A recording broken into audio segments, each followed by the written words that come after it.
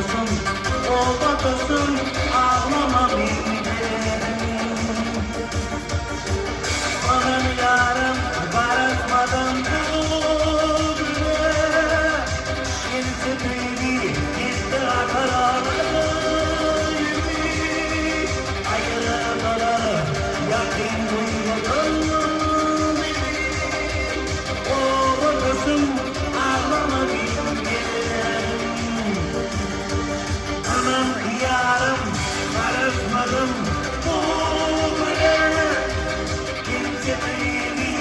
işte kararlı